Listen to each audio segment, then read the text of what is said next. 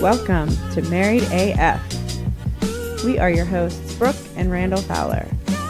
On this show, we discuss the topics that really matter. Like big veiny cocks and our favorite TV shows. So pull up a chair at our kitchen table and hang out. While I bulldog my nuts. Welcome, everyone. Another episode of Married AF. Welcome to the kitchen table. Hello. This is Rachel, the powerful Rachel Miller time. I was going to say, don't fuck it up now, man. Never. I don't know where that came from, by the way. Have I not told you the story of that, Rachel? Well, it's No. Joe Rogan. Joe Rogan uses it when he describes some of his favorite people. It would be like the powerful this or that is on the show. And I completely just copied it and applied it to you.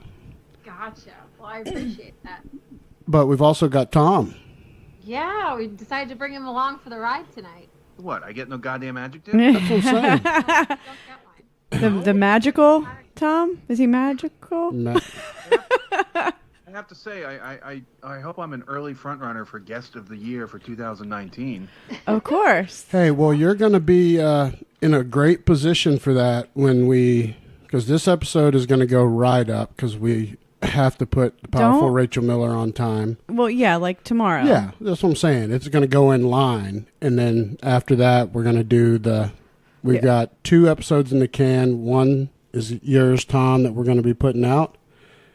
And so you'll be out with 2 episodes already in this first year. Yeah, that's what I'm talking about. I know. I Yeah. realize it's all going to go to his head, and now I have to live with him, right? The thing is, where I think Richard scored was he hit kind of right. It was early enough when we were getting our legs, but we were decent, you know. Yeah. I don't know, babe. He's a handsome devil, too. It doesn't hurt that. Richard will not repeat. Don't worry about that. But, yeah, that belt turned out sweet, didn't it? You did a nice job on that. I was proud of it. We didn't go vulgar. Or we, as in me. I didn't put a big dick in the middle like I probably wanted, my immature self wanted to. But I was really surprised that there wasn't any cock or balls on the belt. just Spunk Lube, and they're just a sponsor. I mean, they're a sponsor. There you go. See, I mean, it's all good. You kept it under control. I love the class of my plaque that arrived since the last time I saw you.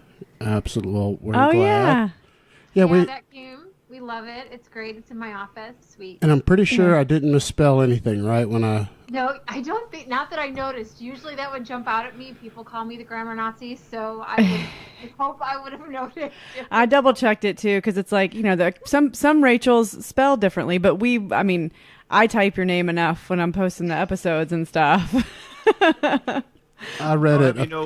I'll have you know the award is right next to her favorite books, literally named Ride 'em Cowgirl, Tickle My Pickle. Nice. Wait, and those are by Sadie Allison, and those are great books. I can't recommend them enough. Hot Monogamy, Arousal. It's on the sex shelf.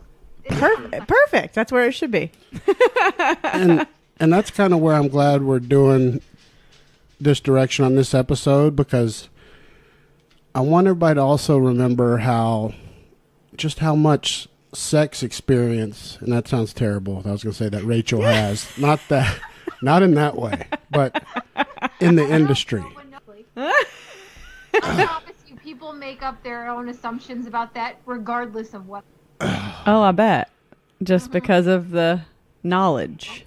Exactly. Well, if you know this I know much the about answer. all that. Yeah. I know the answers and I can be bought.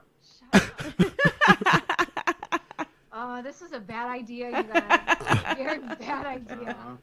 Hey, if we can, so if I go ahead and we go ahead and guarantee Tom an old belt at the end of the year, we're gonna get the dirt on the powerful Rachel Miller tonight. We're gonna get to the bottom of this shit. Well, I want to kick it straight off because I know we won't get to all the questions. We never do. We have to do a shot first, though. You Yep. keep picking yours up and putting it down. Yes. Oh, wait, Tom's in on this too? Oh, hell yeah. Yes, I brought some bourbon. Fuck yeah. All right. Of course you did. He is doing it right to be guest of the year, though. I know. That's etiquette. Taking shot. All right. Cheers, Cheers baby. to everybody. Cheers. Delicious muscle vodka. Thank you to them. Oh my God, did you put anything else? Oh my God. A little strong. Jesus Christ. The color was deceiving. It looked like it had a lot more like cranberry juice in it, but whoo-wee. All right, so first thing we got to discuss, and you guys have seen it because we're Facebook friends with you guys because we're all family here. Pretty much. The socks on or off during sex. Where did you guys... I don't understand why this is a conversation. It's huge Why conversation. does it matter? I'm the same. It came up first when Almy and his wife came over and we recorded, and we were talking about like deal breakers, and that was Almy's. Socks on during sex was a deal breaker. Yeah. I don't really understand that because I'm like, if you're getting it, does it really matter if the socks are on? But What's on her? Yeah. Some people. Why does it matter what's on? I don't even notice sometimes until like afterwards because my feet aren't anywhere near Randall's because he's like 6'1" and I'm 5'4". My feet, I don't even know. She's only ever really privy to like my torso. Exactly. And I'm really, why does it matter? Exactly. But clearly for some people it does, and this is the thing about sex is everybody's got their stuff around it. Mm-hmm. I could care less. Keep your socks on, take them off. I won't leave mine on. Almost never. I don't either. Yeah, I don't leave them on, but I don't care if somebody has theirs on. Like, and if it's if we're just trying to fit it in real quick before kids get home, like, Agreed. do whatever you got to do. Well, yeah. If it's like, I mean, shit. In that case, it might be like the pants don't even come all There's the way no off. rules. Well, that's the thing. I'm like, well, okay, but you can't leave the socks on. What else can't you leave on? And sometimes there's just not enough time to get that shit off. All right. Tom, how do you feel? Like I said on Facebook, you can't really slow the roll, Yeah. Socks are just details. I mean, there are times I don't even take my shirt off. Like, you gotta get to the point, and that's really not the most important area to be worried about. So, I mean, unless that's your thing. yeah, socks Right. on, socks off, whatever. I mean, I suppose if you got a foot thing, then, or sucking on toes is something that appeals to you, then socks are going to come off. But I figure they can be part of the process. Yeah, it's just weird. I wanted to look at it because we did 2 polls. We did it on Twitter and on Facebook. On Facebook, it was a landslide of like 70% people were like, man, who gives a shit about socks? Like, that was basically the gist. On Twitter, which is a lot more filthy animals, it was 51% to 49% with a large number of votes. But Wow. clearly Twitter has sicker minds or something. So you said everybody on Facebook, the 70% or whatever, was like, who gives a shit? Yeah, they were like socks. Yeah. Yes. But people on Twitter were more picky, which is weird to me that they're all, yeah. I think people are a little more prone to say how maybe they really, really feel Maybe they're on just Twitter, more like keyboard war, because not everybody knows everybody the same way. Like, at least with us, like our Facebook friends are our real friends. Yeah, I mean, we're Facebook friends with a lot of those same people. Right. And I think that, like, there's something about Tom and I joke because Tom does public relations, so we talk about like Facebook versus Twitter, and like Facebook is a family reunion or a class reunion, and Twitter is like a cocktail party where you got to fix like a networking event. So those are all the people that you don't know versus the people that you do. But I also think it's people who like are probably at the same life stage as you or similar life stages as you and have kids and are like, I don't give a fuck. I'm just glad I'm getting some. Like, Exactly. what does it matter? But, you know, if you've got Twitter followers who are a little maybe more intense, if we think about even just the political leanings on Twitter, it doesn't totally shock me that we have the whole, no, socks must be off. Facebook is the people you know. Twitter is the people you want to know you, or the version of you you put out. So I call bullshit on the Twitter poll. I do too. I think people are giving the answers they want other people to hear. They God, want Tom, more just impressive about their sexual viewpoints. you nailed it, Tom. That's how I think felt it's 70-30. inside. I think it's 70-30 across both platforms.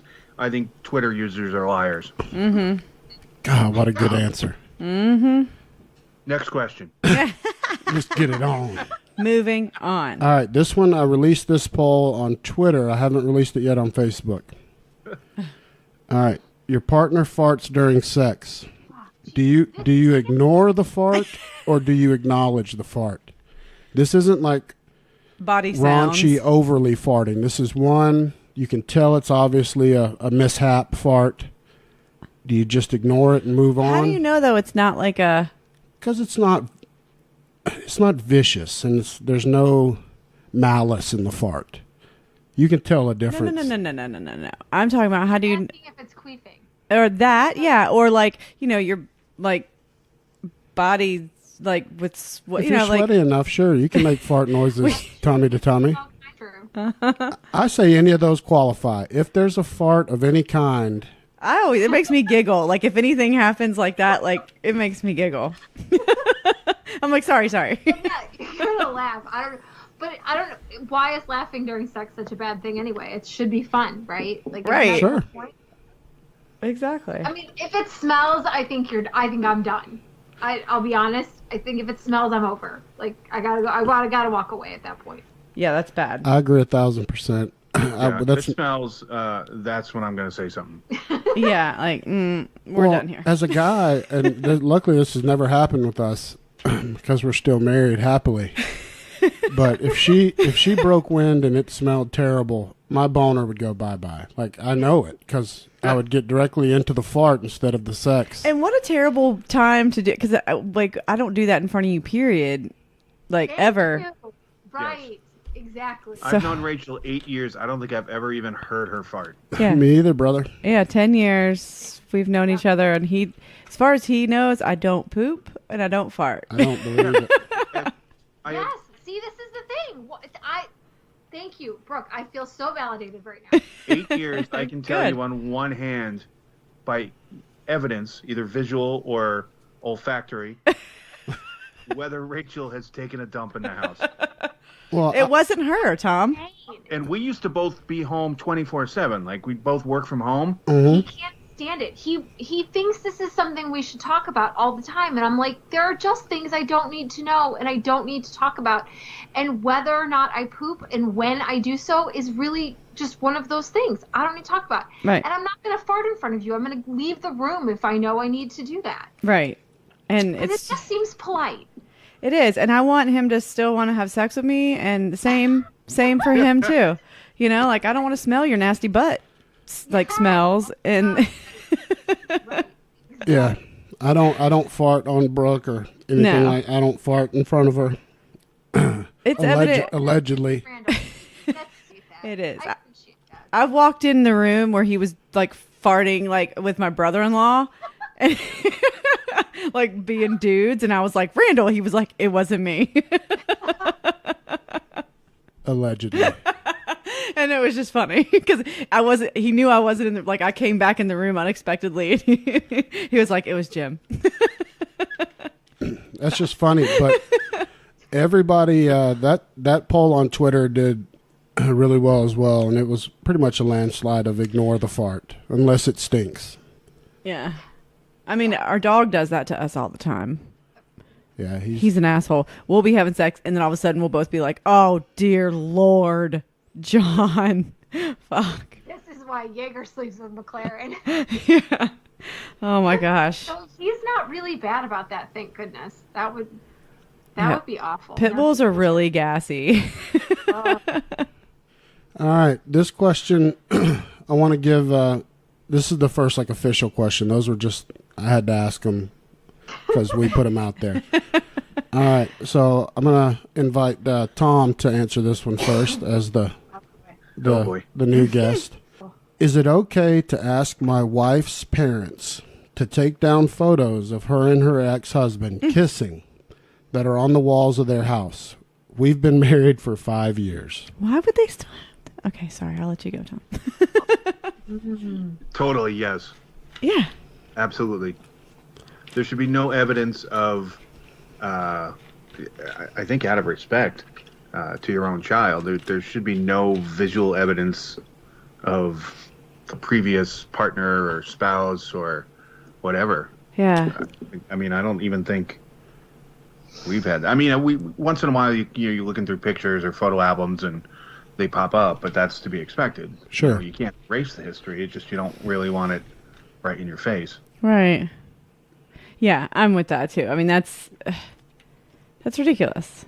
I'm kind of mixed on it, just on needing more information. Do they have kids together? Well, this is what. Still, if they're kissing, though, not necessary. If they're kissing, it should be burned. That's not cool at all. But if there's like a family picture of them, maybe with some kids, maybe. That's what I was going to say. Or just give it to the kids. Your parents still have a picture, but it's your family picture, all of you when you were married. But they've got a million pictures on the walls, and they wouldn't even know. I just noticed one. Are you talking about the one in that little tiny walkthrough, yes, like to the living room? It's a great picture. I would never say anything about it. I just noticed it the other day. I was like, oh shit, Alan's in that picture. My ex-husband. I'm like, but yes, my parents have 80 gajillion pictures on the wall, and it's just like all of us standing out on the stairs, and there's like 15 of us in the picture. But pictures of you and the ex kissing, or her, your wife, and no, that's a hell no. Like wedding pictures or something, like no. Yeah, do you think the wife should have said something to her parents by now, Rachel? Yes. I'm sort of surprised the wife hasn't said something by now. Like, I'm thinking about myself in this situation. I would have looked at my mom and been like, Mom, can we get that down, please? That's, right. The only thing I will say about that is some parents have a harder time moving on from those things than others. Sure. And when you do have kids, that does sort of change some of that dynamic. It's still the kid's dad, but right. So I would get more family picture than I would like a wedding picture or anything like that.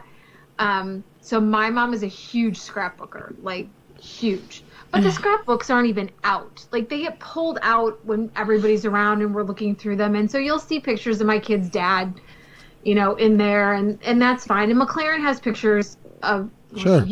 She used to have pictures of her and her dad, or pictures of all of us from when they were smaller. Oh, yeah. Both kids used to have those. But my parents didn't keep those up. Like, that wasn't something they kept around. Like, what my mother did with them, I have no idea. But yeah, like, I'm thinking, like, as the kid, you're, like, going, Mom, like, Dad, why is that there still? Like, what's the deal? I do know that there's one picture from my youngest sister's wedding that has my ex-husband and my brother's first ex-wife both in that picture, and that picture is still up in a weird location, though. It's like in the basement with like a collage of photos, not really like... Yeah, that's how the one is at your parents'. Yeah. Right. And it's more like my sister's wedding, and it was... Right. So that kind of eliminates some of the weirdness about it, but... Yeah, that would be odd otherwise, I would think. And I mean, you get the normal sort of what is a family photo. I mean, you get around holidays, it's like, okay, is it just the family, or is it the family and the spouses and significant others? I mean, we go through it with our kids and their sure. their significant others. I mean, they're kind of longer term now, so it's less of an issue. But you go through that and you're like, okay, do we take 2 photos just in case? Or you do. Like, yeah, so they had an episode of How I Met Your Mother with that, where they made fun of Ted because he always brought a random. They're like, you're gonna ruin our fucking Thanksgiving picture because you're random. Yep. So they would always have the random take the picture. when both the kids were younger, so Mason was still in high school and he had his first serious girlfriend, we looked at him and we said, are we putting her in the picture? And he said, yeah, of course. And I was like, okay, in the only way I know how. We love her. We'll always love her. But remember, if this doesn't work out, she's forever in this year's Christmas picture. Mm-hmm. I say you would just... we took both. Exactly. We did one with just us, and we did one with her. And we still have it, and we still talk to her, and, we love her, and it's fine. But we did the same thing with McLaren, with her boyfriend. We were like, actually, we didn't even ask. Mason asked her. Mason was like... He's like, I've been through this. Sure? And she's like, of course I'm sure. And he goes, Mom asked me that. And we now still have pictures with her in our, like, family. She's like, it's fine. I mean, he's still around a couple of years later, so it's clearly okay. But it is sort of a conversation you have to have. Like, do you do everybody? Do you not do everybody? I think you just take 2 pictures and then call it. Like, I think that person will understand. Like, just the family. Well, I think you got to be savvy enough and Tom being in PR, I think will appreciate this. To have somebody within the family has to be smart enough to like be the photographer and finagle the who's in what pictures in a way that it's not so abrasive if everybody's worried about being mad. You might not be around in a few years, so step this one out. Put them on the end so you can crop them. But yeah. You can Photoshop these days. Yeah. So, it's true. You can put Ronald McDonald there, or the new guy, or just a house plant. Person. So really, I mean, it's really a question we really shouldn't have to answer because you can Photoshop works. Yeah, you can just edit that shit. Yeah. Also, like, I'm also not opposed to the reality of what it was at that point in time. Like, I don't care. Like, look, if McLaren and her boyfriend break up for some reason and next year he's not in the Christmas photos, I mean, I don't see that happening. But if it is, he was around for a long time. We really care about him. We love him. It'll, in 10 years, it'll be a really great reminder of, oh, I wonder what he's doing now. I hope he's doing well. Mm-hmm. Like, it's not always that good. Clearly, I get that. But for me, I'm like, it's a snapshot of where you were at that moment in time. Now, am I displaying that if she has a new boyfriend? No, clearly I'm not. Right. Like, it's just inappropriate and not okay. That's, like, to me, I'm sort of thinking to the parents of this person, I'm like, why? Why would you put your current son-in-law in that position? That just doesn't seem very nice. Well, and that's what I think he should have I think he should more approach his wife and have her, instead of him going to his in-laws and being like, hey, can you take that picture down? Because it's kind of disrespectful. Maybe, I think it would be better received from their daughter. Yeah, I'm really surprised that she hasn't, but she may not. She might not have even noticed. Yeah, right. It may not stand out to her as much as it does to him. Yeah, just like the picture of my parents' house where my ex-husband's in it. I didn't even... Well, it's never bothered me because it's a good picture. It's got the whole family. Am I even in it? Yeah, everybody's in it. It's a good picture. I don't give a shit. Now, if y'all were making out, sure, I'd be just like this guy. I'd be like, that's a little fucked up. Yeah. But y'all are just standing there like it's like a statues. So cool. It's like a Labor Day get together at Beth's or something. Yeah. Yeah. All right, well, check this one out. This one was asked to me, but I want everybody to weigh in. Randall, I know how much you hate smoking. Wait till you hear this. 6 months ago, my wife of 11 years started smoking cigars. What? I'm not talking about an occasional cigar with a nice whiskey. I'm talking bring me my stogies like in Christmas Vacation. Who starts chain smoking cigars out of the blue? She tells me I just have to deal with it, but I can't handle sleeping next to a woman that smells like my Uncle Jay. What can I do? That's so That's random. fucking hilarious. That whole thing is funny. What a great reference to Christmas Vacation. Whoa. Love this guy. Oh, wow. Fave. I'm just going to, since he asked me, I'll start. If this isn't a joke, that's super weird. Super weird. To start really smoking. First off, I don't know anyone except Arnold Schwarzenegger that really smokes cigars a Just lot. Every day? Yeah, or multiple a day. I can get anyone wanting to go out and have one with a nice drink and, Priory Society, they smoke cigars when they're like out on the hunting town. their prey. Yeah. But like... My dad smokes them every day. Really? Throughout the day. He's a truck driver. He smokes them all the time. For one, It's nasty. how strong that is. It's such a... for like nicotine and smell and His whole truck, he bought a brand new, ridiculous truck, right? That truck smells so bad that like even the grandkids are like, ugh, grandpa. It's stronger than cigarette smoke. Like by 1,000. Yeah, it's ridiculous. Like it just, you almost get like a buzz just in like a contact high when you're sitting next to somebody smoking a cigar. Like that's why I couldn't even, my dad smokes them on the very rare occasion and I would go sit outside with him every once in a while and I'd be like, I'm such a bitch. I tried to smoke one time with my boss. We were celebrating a big win. when? When old Jim, he brought them, and I was like, oh shit, of course. I'm trying to be all cool. We step out back and light it. I don't know that you don't inhale all of it. Like I didn't know any of the etiquette. With a cigar, you're only supposed to inhale like 10% of it, supposedly, or some shit. I inhaled the whole thing. I'm about to puke about halfway through the thing. And I've never touched one since, and I never will. But I sucked every bit of that cigar in and took it in. bad idea. No, you're not supposed to inhale it. I don't know how you do the non-inhale inhale. I don't understand that. You can. I mean, you can just have it in your mouth. Kind of puff it. Kind of. Yeah. I mean, you're gonna get some anyway. I mean, I like an occasional cigar, but I learned in my first marriage. There was a rule in my first marriage.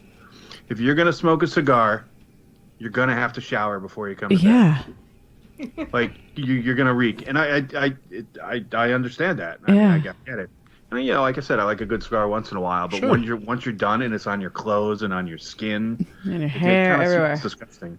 Yeah, but can you imagine a woman, because y'all's hair is like a bag of stink, just like your beard. 100%. So when I'm cooking on the grill, or if we go to a bar, your hair is going to smell like the bar did, whatever it was. Yeah. And my beard is going to suck every bit of charcoal out of the grill. Yeah. And so I can imagine this guy's pain. It's a campfire. Yes. Thing. You smell like that for days.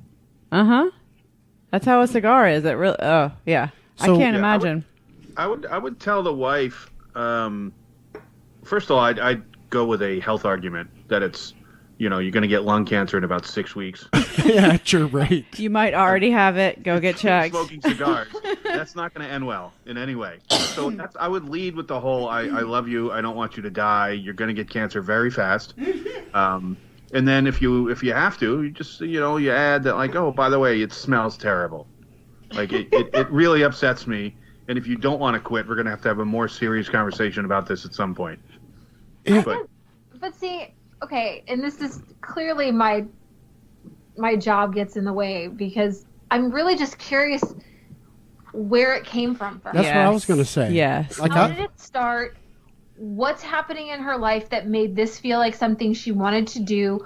What makes it feel like it's really important? What is it serving for her? Like, is it a stress reliever? Is it I'm purposely trying to annoy you till you leave? That's what I said, Rachel. That's my gut. Because she said just deal with it. So to me, it's like, she's like, bitch, get out. She's trying to push him away. I'm going to smoke cigars. I'm going to find the most disgusting, make me most. Yeah. That seems pretty intense. Like, there's a lot of ways you get someone to go. That's not one that I would choose. No. But I would also be like, I'd be curious as to, like, why this thing, why now? And it might, in all honesty, if it's going to turn into a knockdown drag out, it might be something worth seeking therapy over. Yeah, this sounds like an issue that might be bigger than the cigars. Might be bigger than the cigars. Plus, you also have to, the question I have is, what kind of cigars are these? Because if you're talking about those cigarellos and those little tiny... like Black and Mild? Cigars, yeah, those aren't cigars. Yeah, that's bullshit. Like, if you're talking about big, thick cigars, then I'm serious about the lung cancer in 6 weeks. Yeah. But, let's, cigarillos, I think Mason even smoked those for a while. Oh, he did? He went through some... Yeah, he thought he was so cool with cigars. I'm like, those ain't cigars. No, bro. he didn't. No, every kid I know did that, though. Right. For a minute. Like, because you think you're cool, because they're not cigarettes. Yeah, they're like vanilla cigarettes. Mm-hmm. I mean, they're a little darker, and you think you're super cool. They smell like a air freshener in a car. I know. One of my roommates in college smoked Black and Milds. Our whole fucking apartment smelled like it. But the thing is women are actually becoming more prone to, to becoming cigar savvy. Like, whiskey and cigar bars are a thing. Women are finding greater appeal in that area than before. I know lots of women that do. Well, they think it's like a sexy thing. It's like a phallic symbol, and like some women think it's, and some guys probably think it's attractive. I mean, I'm sure it can be. And I don't know what people get from that. I don't pretend to know, but I'd be curious about that.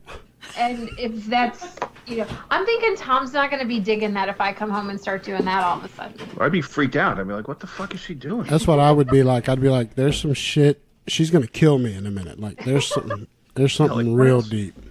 What else don't I know about her? That's the thing, too. I'd be like, if she's just all of a sudden a damn chain smoking cigar having, I mean, what else is a lie? Because that's serious business. Exactly. So I guess what he can do, I think we all agree, you just got to, first off, you got to talk. Like, this shit is weird. Yeah, I wish I find had... out what's going on. Like, find out what's going on with her. Like, what else is happening? Like, why this? Why now? What purpose is it serving? What's it helping? How's her stress levels? What other ways can she possibly find to relieve her stress? And look, if nothing else, if the conversation gets ugly, you call for help. This is what we do in my field. You call for help. All right, put up the bat signal. There's a difference between Rachel and I. She wants to analyze all the underlying symptoms, and I'm like, what the fuck is with the cigars? Yeah, that's great. What the fuck, hon? I ignored it for 2 days, but this is getting ridiculous. Why are you smoking cigars? All right, so this guy's just kind of a dick, or he is a dick. My wife had our baby a year ago, and I have been limp-dicked ever since. Ew, what? I don't know how I can possibly live like this. Huh. I just feel really unattracted to her now. She's gone downhill physically. Her boobs sag, her ass is too mushy, and she doesn't clean her bush anymore. I do it for her from time to time, even if it's just for her to look at. How can we course correct? Well, okay, course correct. I was like, what the fuck is course correct? But, okay. So I'll let y'all talk about this a little bit, and I'll wait to jump in. I think this question's all Rachel, actually. Yeah, I don't have much I don't have much I can say because I think Randall already said it. I think he's a dick. But for me, my first thought is that, yeah, no wonder she might have let herself go, because if you're already like not attracted, it's like a vicious cycle. I mean, like, you might not be telling her that you're not attracted to her, but I guarantee you there's plenty of things you're doing that are letting her know that you're not attracted to her. You're not making her feel beautiful. You're not making her feel like she's worth a shit. Mm-hmm. And you should jump out of the window. Well, any rational guy, I think, should know this. And if you're a guy that's in a new marriage, I want you to really listen to me. Like, if you are looking to have kids, this is serious shit. When a woman gives you the gift of your child, you have to give her full slack for however long it takes. Technically a year, is what to get her body right, not out of motivation, but out of just the damn war-torn physicality of what they go through to give you that kid. You should shut your fucking mouth. That's just ridiculous. Yeah. That marriage, to me, is over already. I don't care if he's a listener or not. That shit sounds doomed to me. It probably was before they had a baby. I mean, it's just now it's an excuse. Right. Yeah. That would be my question, is what was the quality of the relationship before that? Though I will acknowledge his issue is not uncommon.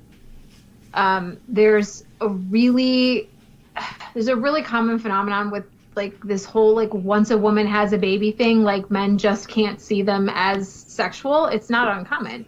So, I mean, truthfully, seeking individual therapy, preferably with a certified sex therapist, would be my advice around that.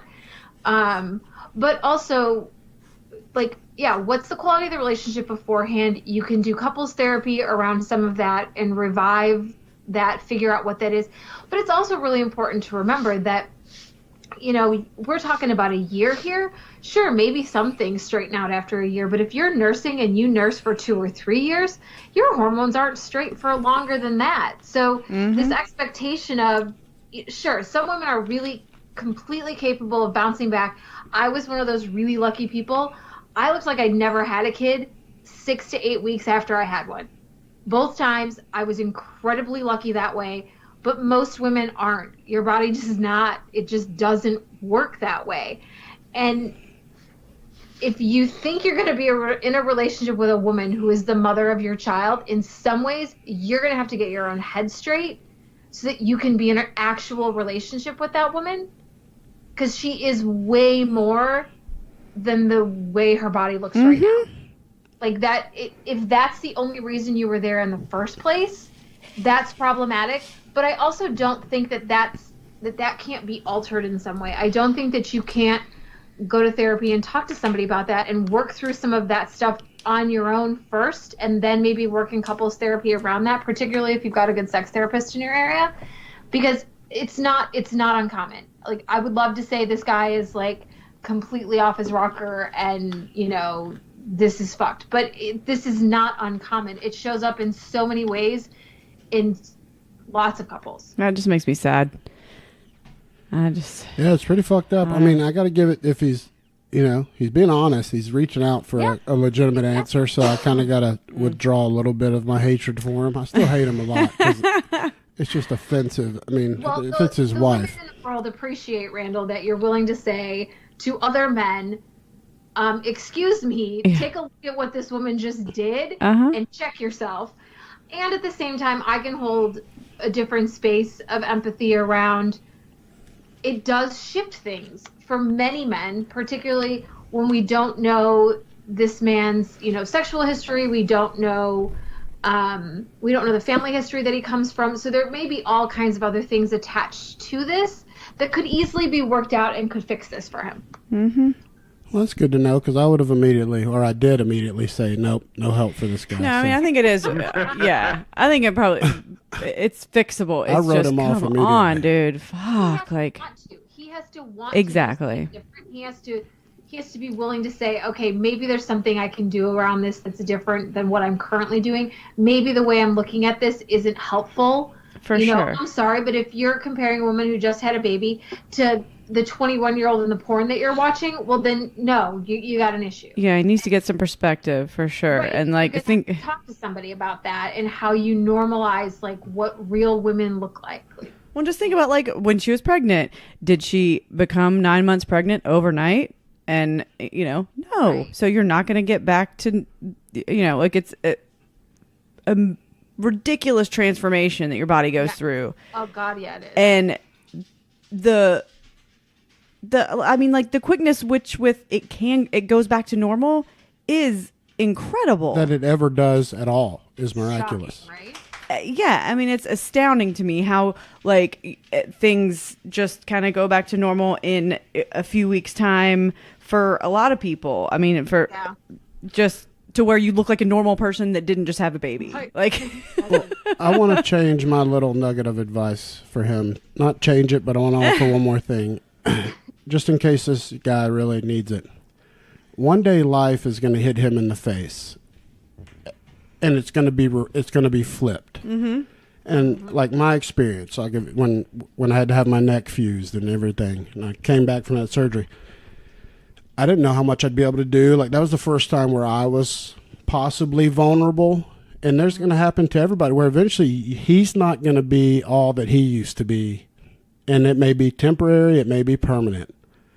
And that's when he's going to get a taste. Yeah, you need to be a good enough husband to where she's going to want to help you, of course, and accept you for what you are right then. Yeah, you know, that's going to happen, and it will happen to everyone at some point in your life. You're going to be the one that your shit ain't as good as it used to be in some way, right.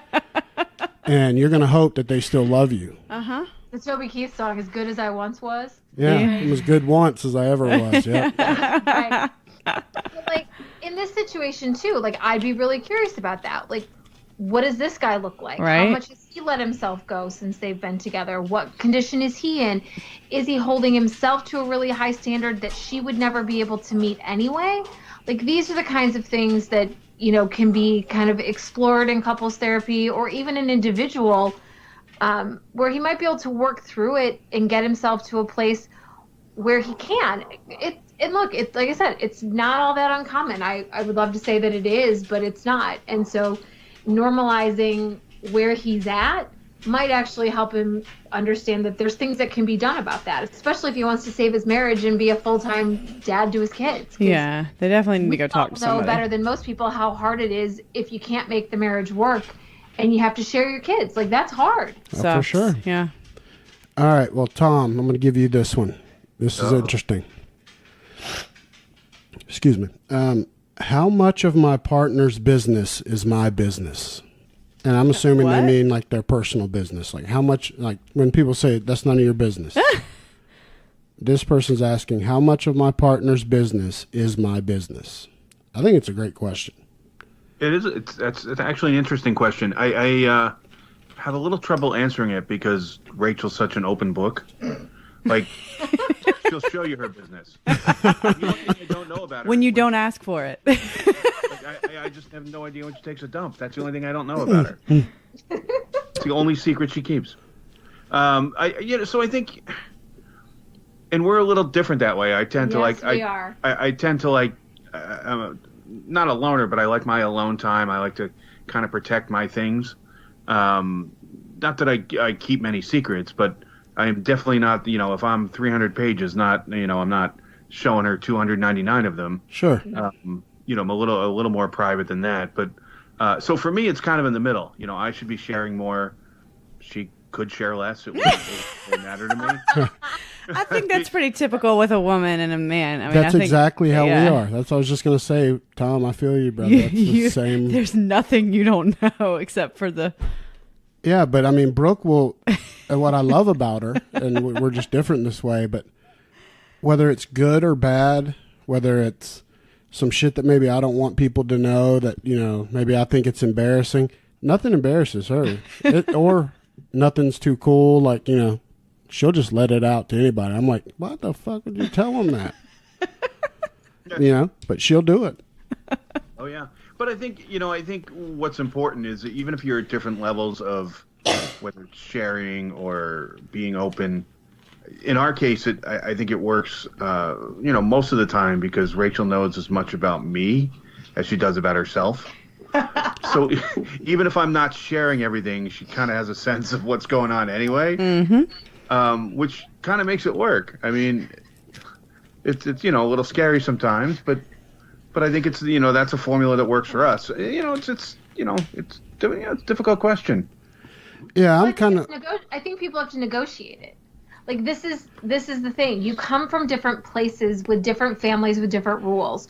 So, when you end up in a relationship with someone who grew up differently than you did, you're going to have to negotiate what do we talk about? What do we not talk about? What do we put out on social media? What do we not?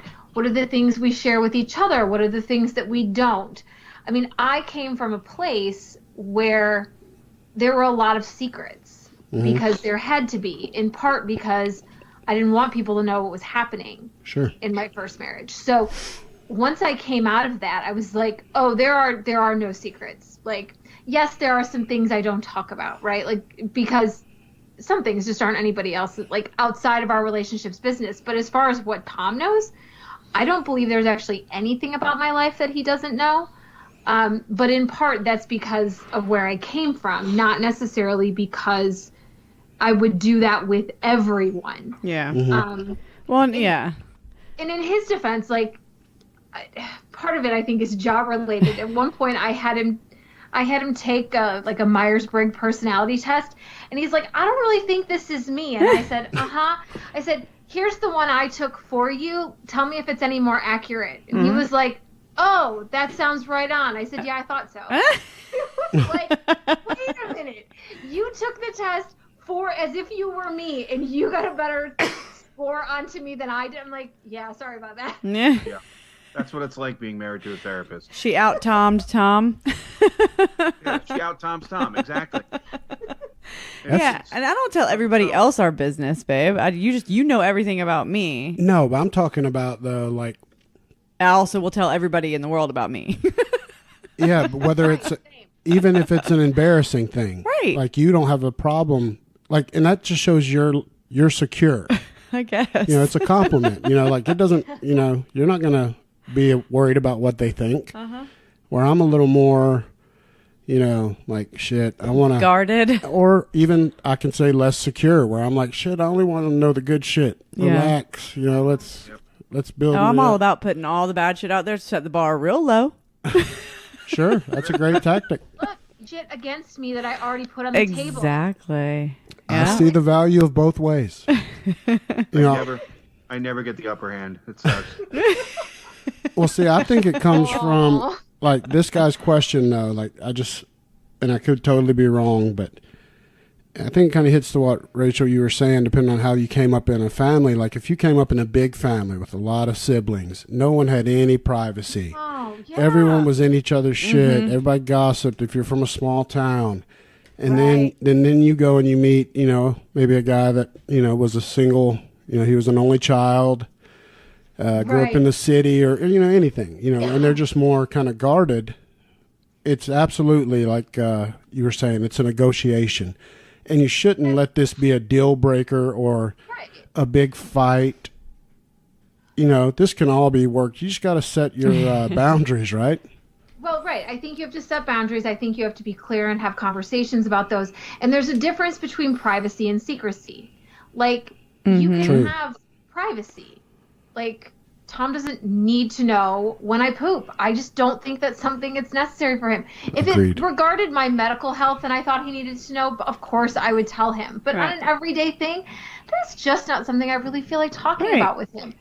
But that's different than keeping secrets. Like, so for me, the question around this is it because the reason you're asking this question is because you don't trust them?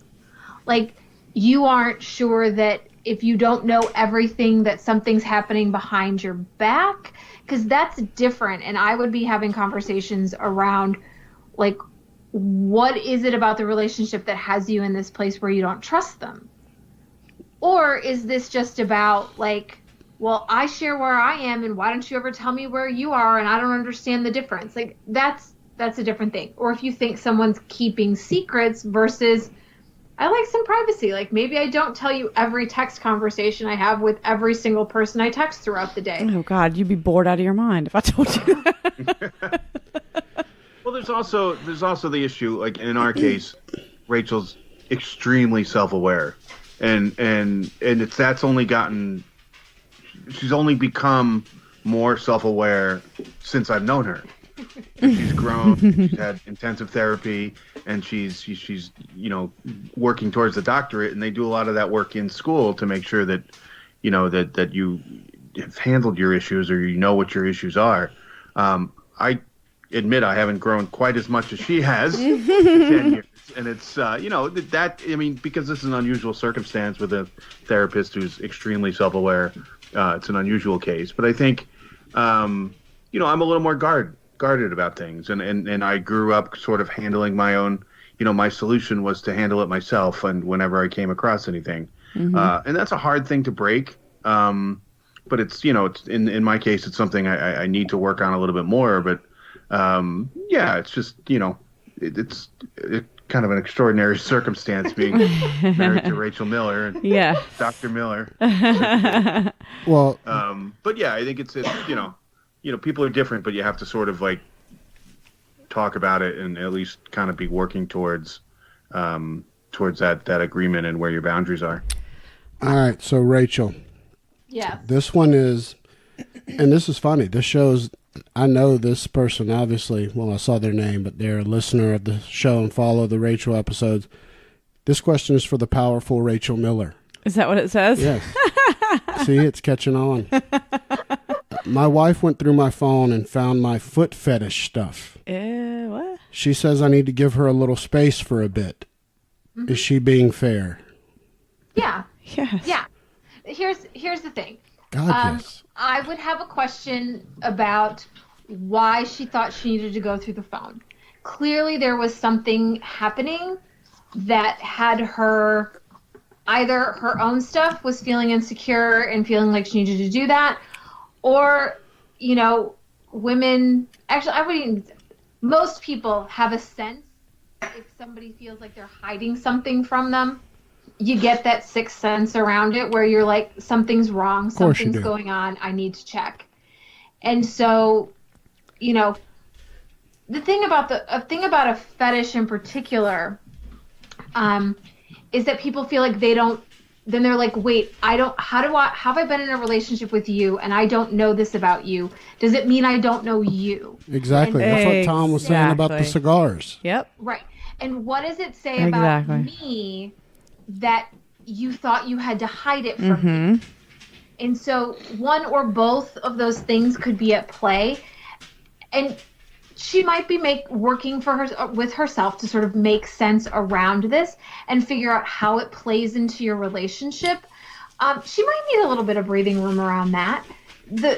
I think, finding a good therapist who has an understanding of this and can help you navigate some of these conversations could be helpful, because you're going to have to talk about it at some point. Mm-hmm. Also, I mean, truthfully, it might invite this into your relationship in a way that might be lovely for both of you. I don't really know. Or you may negotiate the fact that this is a thing you do by yourself and she wants no part of. But I'm curious as to what it might mean to lose the secrecy around it. And I would also still have the question, in the conversation around what was it that made her go through the phone? What was happening for her? What were her suspicions? Why couldn't she talk about them before going through the phone? Yeah.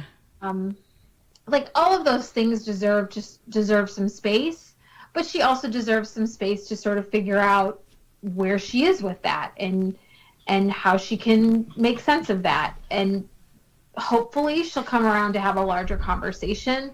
But this is another situation where I would say it doesn't hurt to call the professionals for this. Yeah, but nothing good is going to come out of him not giving her the space.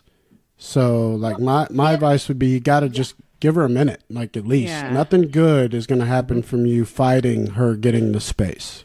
And I would say, I would question, what exactly does space mean?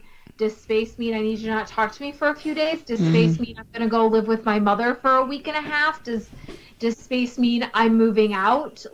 I don't know what space means. It could mean many things. But if you can give some space and then maybe seek some help for somebody to sort of negotiate some of the rest of that stuff, I would recommend in a situation like this too, though, finding either someone who has some really good experience around sexual issues, or a certified sex therapist, just because it might help normalize the situation for the wife.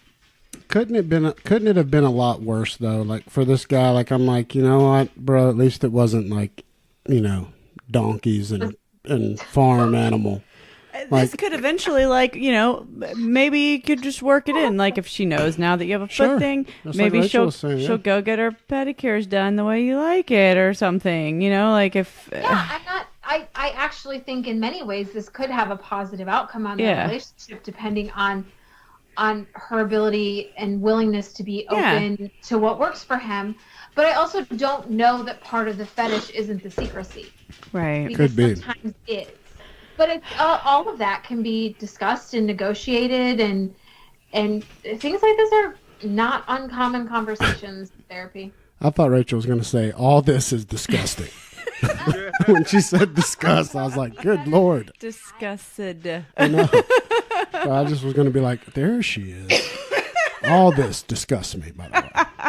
No, you know me better. Yeah, but so Tom, what do you think about the wife going through his phone? Well, I think Rachel's right. I mean, one thing being in communications, I always say is that context is everything.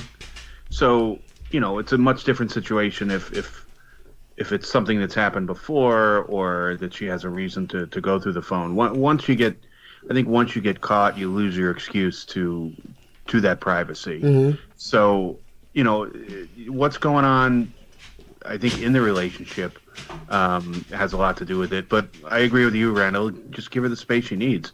I mean, to Rachel's point, define what space is. But, when somebody needs a little space or a little room when you're having a tough time, I think that's, violating that wish is really kind of detrimental. All right, this question is important. And I've wondered this. I think it's the question that's as old as time. And I don't know if we've discussed it before, Rachel. I know me and Brooke have. But I definitely want to hear from everybody on this. And it's Randall and Brooke. Why are tits so powerful? That's a tale as old as time. I mean, that's the ultimate question. They just are, and just enjoy the ride, sir. I mean, I think that's true. That's true. Randall's like dumbfounded. He's speechless. Yeah. Huh? Got quiet in here. Who are these people and what planet are they from? Yeah, I don't think it. I don't think that person's asking the questions like in the whole like overall spectrum of importance. When that's your thing. That's extenuating. You know, there's definitely extenuating circumstances. But when it's your thing. But even when it's not your thing, though, I know plenty of gay guys that are obsessed with tits. Yeah, that's what I was trying to say is they like guys, but they love tits. When it comes to a body part having power, mm-hmm. and that has beauty, and that is just sophisticated, but awesome, and all the things. Sophisticated. I love that. A dick and balls has nothing of value. No. Visually. No. There's absolutely nothing appealing about dick and balls. And I like my dick and balls. I like it too. Nothing there. It's gross. Tits are a pleasure for everybody. That's what my question is. I don't know if we'll ever answer it.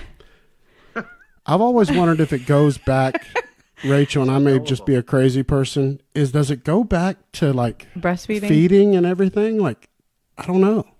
I can't answer that because I think it might be different for everybody. I didn't breastfeed, so I hope not. I'm just talking about like the evolution, like the infatuation. I mean, clearly they're lovely, but also lovely. They very clearly are constantly sexualized, so I don't know that it's a natural tendency or if it's simply the fact that they have been sexualized your entire life to be seen as the epitome of sexual. Yeah, let me give an example. And I've given this to friends where we've talked. We don't know how this works. So, your example. Teach me. If I'm in a bad mood. Oh, yeah, I know. And Brooke walks in the room and there's no children and stuff, and she puts her tits on my neck or back, my bad mood is gone. Oh, if he's like laying in bed pouting, and I'm just like, okay, let me just. If she's in a bad mood and I walk in and I throw my balls on her shoulder, she's just going to be more pissed off. Yes, she is. So that's where I'm talking about the power. I totally agree with this question. See, no one knows the answer. If the powerful Rachel Miller. Yes, I don't have an answer for this other than you've been socially conditioned to believe that tits have power. And I don't want to change that. I like having that power. Let's keep it the way it is. There's something to that, Brooke. You are right. There's absolutely something to that. Don't take it from me. It's nice. Don't deny it. They have us literally by the balls with their tits. That's so true. All right, Tom. Yeah. This says, my ex-wife still calls and talks to me about her dating life, etc. It pisses my current girlfriend off. Yeah. Does she have a right to be pissed? Let Tom answer first because I know Brooke's still foaming at the mouth. Oh, I'm sorry. I'll be short, Brooke. Yeah, I think she does. I think in some relationships it might be okay, but that depends on everybody's boundaries. Right. Like, you might think it's okay, and it might actually be okay for you and your ex to talk about your lives still, depending. Maybe they have children together, so maybe they have to talk. So there's circumstances where it's understandable, but if it's not cool with the other person, that third person, then it shouldn't really be happening at all, is just my opinion. But again, you don't know the circumstances. But if you deal with the reality. If the girlfriend's pissed, then she's pissed. You got to deal with that, and you got to address it because that relationship is more important than your relationship with your ex. Mm-hmm. So you're going to want to make that right as quickly as you can, I think. Agreed. No, that is the answer. Can you not burp into the microphone, please? I am gassy up top. Yes, you are. You're over there. It's that pure gasoline muscle vodka. The other piece to add to that is this concept of which of these relationships is more important to you. Sure. Oh, 100%. The boundaries you have to respect. Like, if it's mandatory for you to speak to the ex-wife about her current dating life at the risk of your own current dating life, I'm not sure we have healthy boundaries in place. Right. Like, I'm not sure you're over the ex or the ex is over you. Right. You don't need to be that involved with your ex's personal life. Like, if you have kids together, great. I'm all for having a good, healthy relationship with your ex when it involves, and you talk about just the kid, but you don't need to flourish your relationship outside of that, or just be together.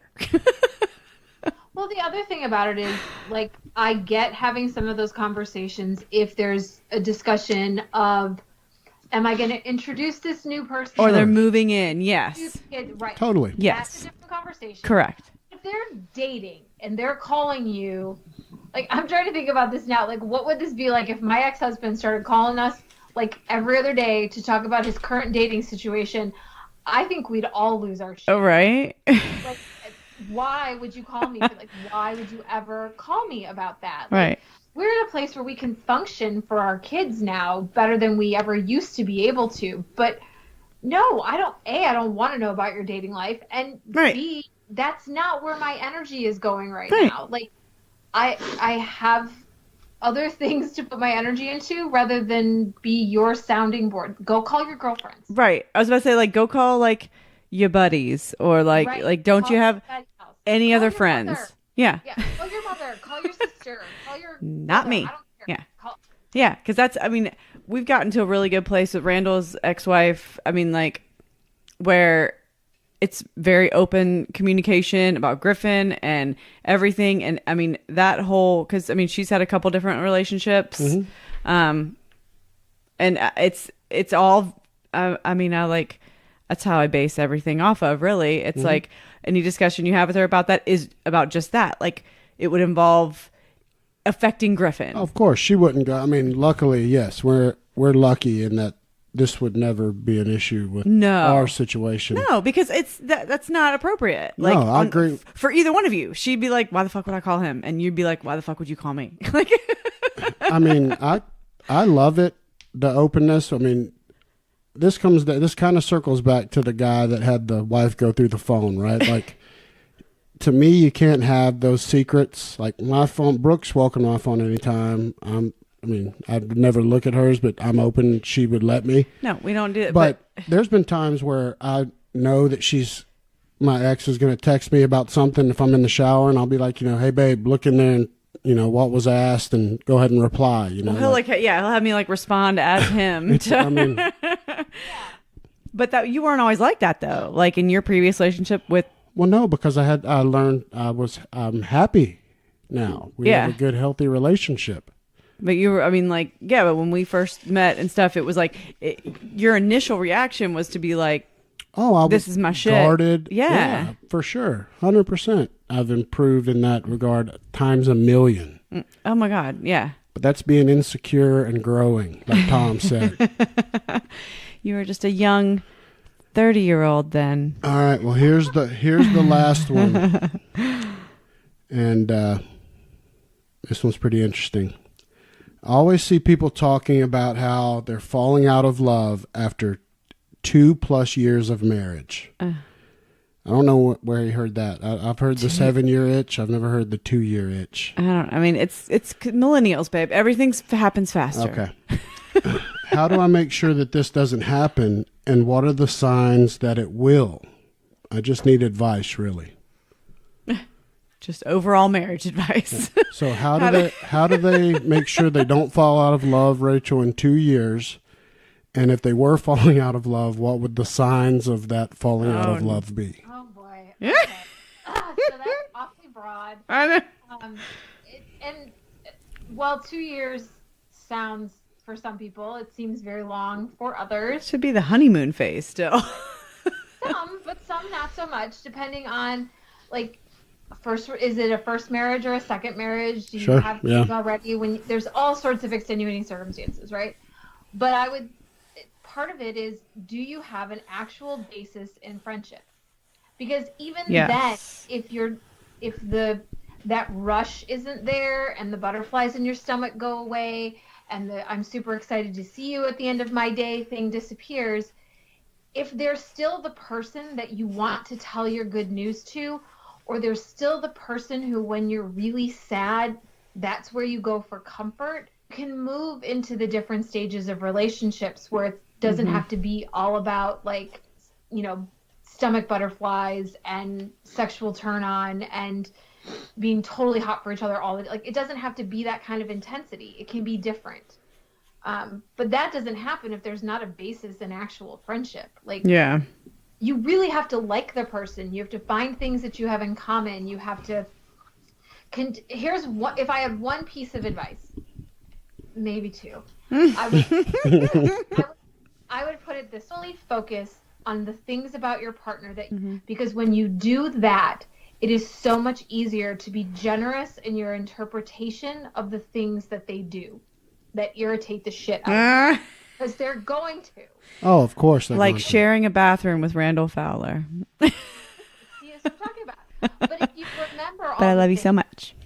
That you actually appreciate about them and you like about them, then it's a lot easier to walk past, the underwear on the bathroom floor. Oh, absolutely. Ignore the fact that they're never going to know that they need to wash the floor in the kitchen.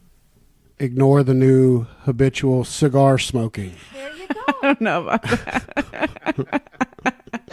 But if you focus on the pieces about them that you like and the things about them that you appreciate and are great, it makes letting other things easier. And I also really do believe that there's a big piece of interpreting everything your partner does with the most generous lens possible.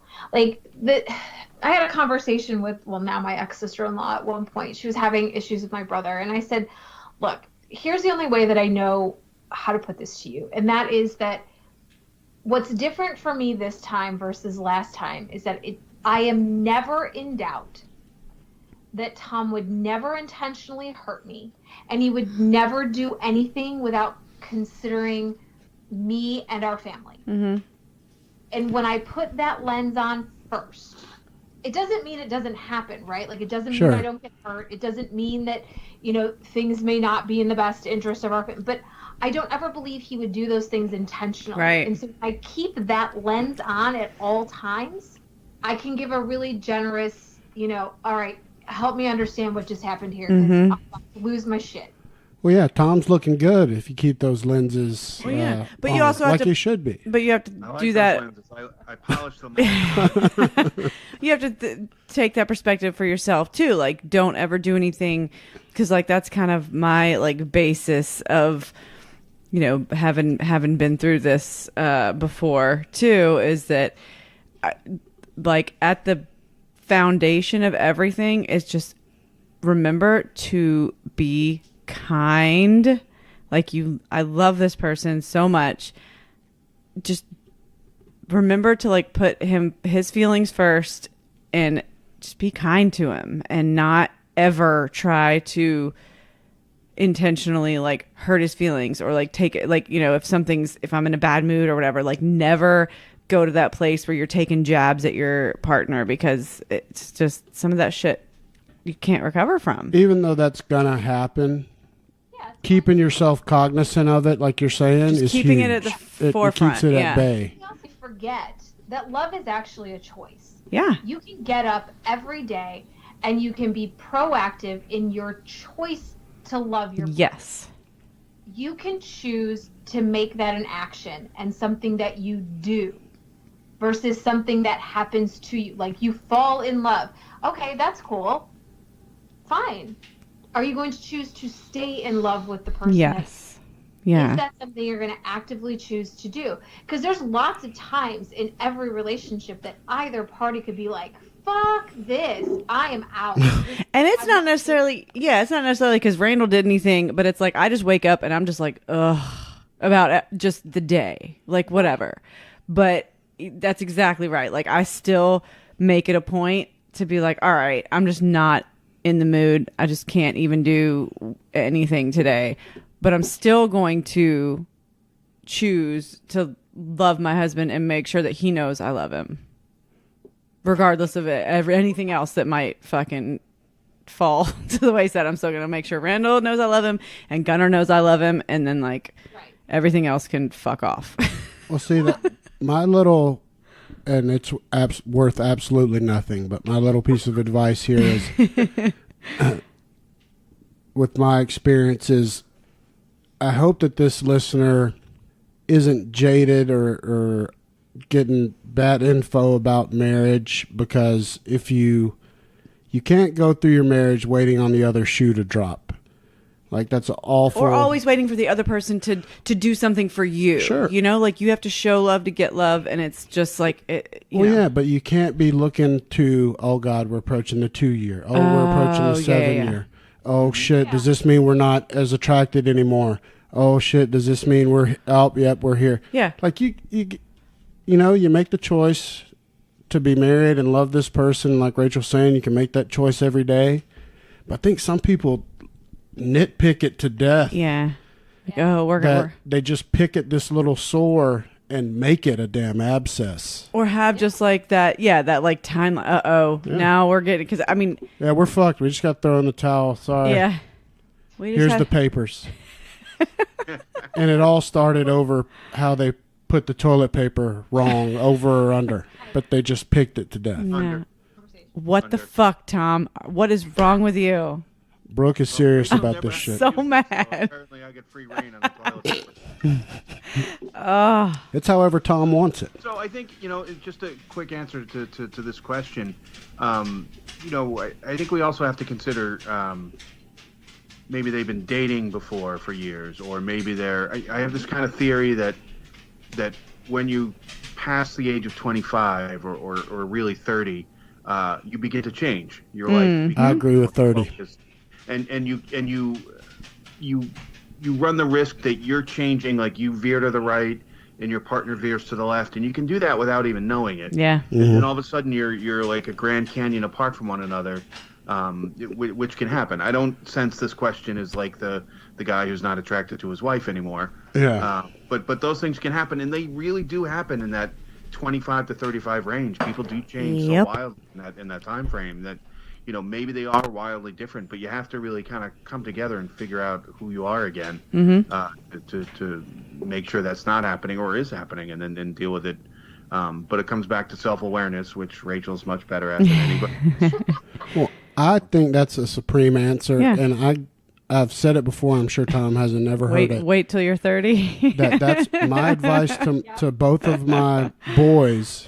Is to don't get married till you're 30, man. Yeah. Like, you just don't know yourself. If you're with that's the same... not bad, and that's not an insult.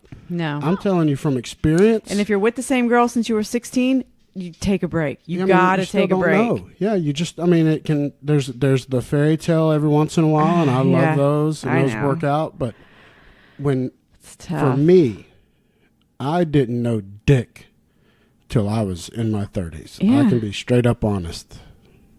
Well, things change. I mean, I think really, I think we have similar theories that, I think life drastically changes at 30 because most of your friends are married. Many of them have children. Whether you do or don't, you're going to see them less.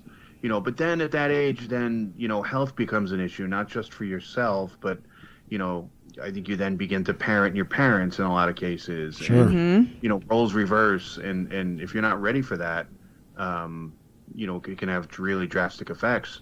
But just kind of knowing that that's coming, I think is the key to staying happy. But shit does change, Once you pass kind of 27, 28, it's going to start moving pretty quick.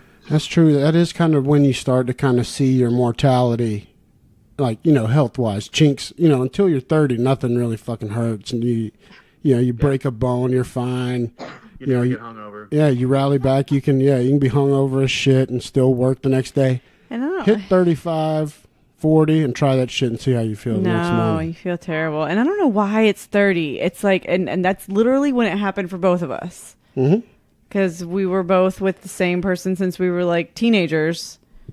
Mm-hmm. And we married the people we were with when we were, Yeah, and it's no knock on them. It's not a knock on my ex-wife. I want to save my boys from having to have a unsuccessful first marriage. I'm saying like anything. you grow up into different people. Unfortunately, the majority of the time, I've seen plenty of people that do it that are with.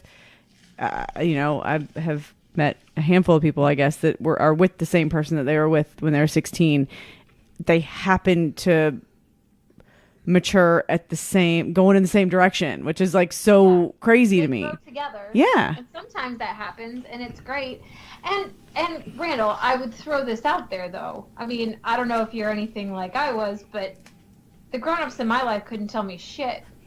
Oh God, so you can tell your kids all you want. Don't get married until you're 30, because I'm telling you, you're not going to know yourself. And if you dig in on that, they're a lot more prone to go do Oh, it. of course. I don't go around like writing it on a board and it's in their rooms, like their mantra above their bed. Don't marry till you're 30. Like, Okay, good. They're going to get married when they're 18. no, I haven't if even we do. told either Yeah. one. I may have told Griffin once, like, my advice is wait till you're 30. But I would also say, would you be the person that you are if Exactly. you hadn't had that experience? Oh, of course not. And so here's the thing. I think people are going to do what they're going to do. And I think instead of continuously deciding that every divorce is this major failure, can we just acknowledge that every relationship we have is a learning experience, and we grow and we change through it? And can we just let it be a piece of the ride? Oh, sure. Absolutely. And it becomes more like, and anybody will tell you that's been divorced or had a relationship end, it gets, you see it more for what it was every day. Yeah. As every day passes, Well, you see it for... It absolutely, it makes you, like without that previous relationship, like everything has an effect on how you are today.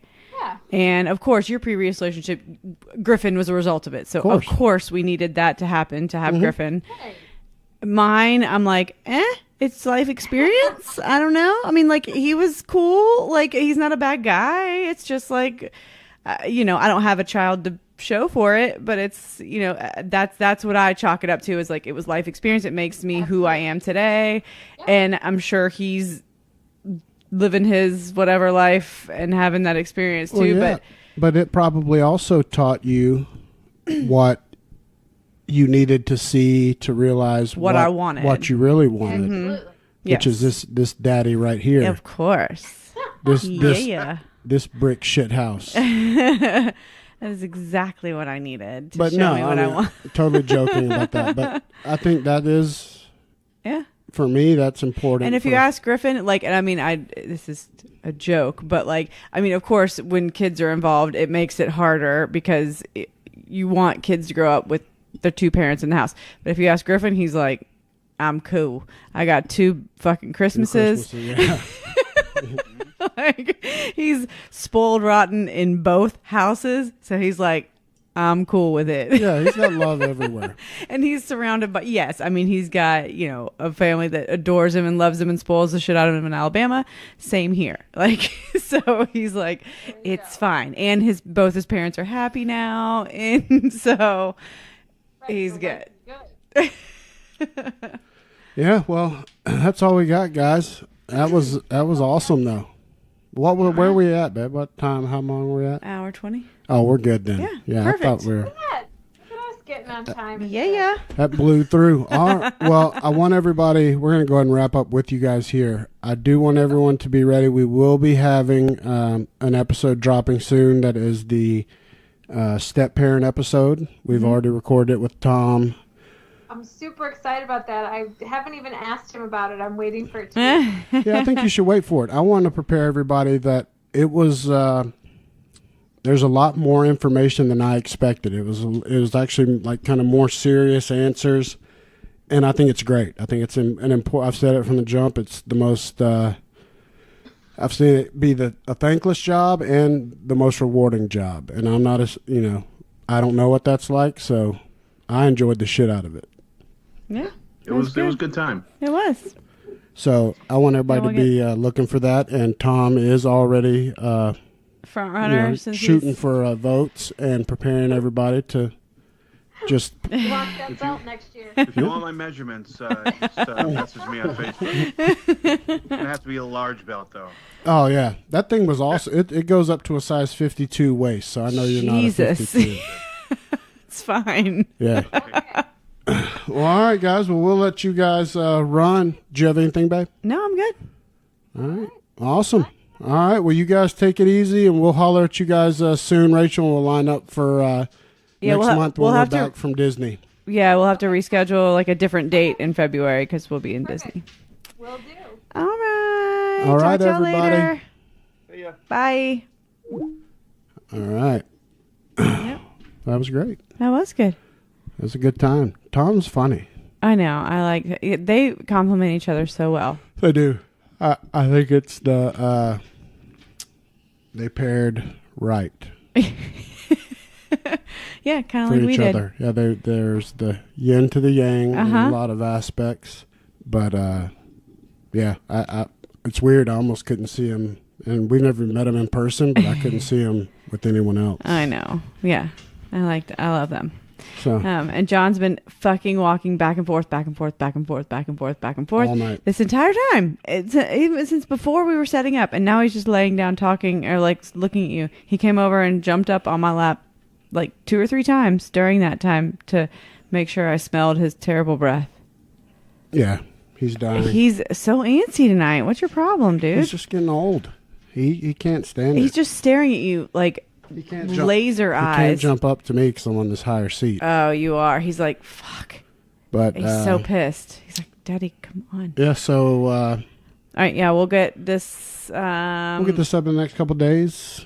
We'll get it up tomorrow, Y'all gonna take and it. then by the time so now you're listening to it, it'll be You gonna like Time it? Machine, and then we'll get the Tom episode where we talk about step parenting soon after that. Yep. That might be like our next week's episode. We can just, Follow up. We got to help Tom out with his mission, being 2019 Guest of the Year. Made it clear. He really did lay it. He even, I don't know if you saw it, commented on Richard's. I always thought he was post like, that "That's mine." And he didn't he actually come on in December though? Who? Tom, was that episode at the beginning of? I don't know, but it hasn't even aired yet. It hasn't aired yet. It's just funny that we actually interviewed him in December, I think. Yeah, but we're going to count everyone that I know. aired The episode after we started taking the votes. Because Uh-huh. there's people that were in 2018 toward the end. Mo Mandel and Ashley. that are going to be yeah. eligible for 2019. Yes, because they were. we cut off the voting so we could be done by the first of the year with the winner. Yeah. So they will roll into 2019. Yeah, because I said that because I think as soon as we launched that poll for Richard, or that Richard won eventually, where we were doing the brackets and stuff. semifinals.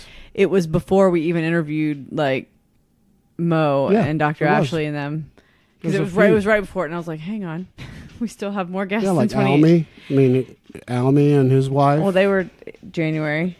yeah. So all They were after the first of the year, but yeah. Oh, they were? I thought they were before January 1st. No, remember it was like they came over. I don't have it on there, but it was they were here after Christmas, and then it was like New Year's Day. They were going to come, remember, and then they ended up coming like on the 3rd or something, on the 2nd or 3rd. Either way, we'll figure it. We know everyone's going It to was be after- eligible that were after the cutoff line. So it's wide open. We'll see. Yeah, yeah. It is a coveted prize, and the belt's fucking awesome, so they should want it. I mean, it's as good as the big shows give out. So No, it's you don't take quality. And I knew Richard would fucking nail it with the posting pictures. it. Yeah, and he is coming on in his belt defense. He has agreed and promised, and it'll be soon. He's gonna come on again? Schedule. Yeah, he's got to defend. He promised. Okay. We talked about the other day. He said as soon as they're done moving, he wants to come back on, thank everybody, and do his return episode. Is his wife going to come on or no? I don't know. We can tell him Okay. to, I but think he's got to she's like- defend. Yeah. If he wants to win it again, I know. he's gonna be tough to beat. I know. But everybody's beatable. Comes down to the downloads, man. Bring the thunder, pussy. It's the can votes win the and then the belt. downloads. Yeah, you win your poll, you win your bracket, and then it goes by the downloads. So, y'all know how it works. Sure. All right, motherfuckers. All right. We'll see you later. We'll see you fuck lords later. Suck your dick off, motherfucker.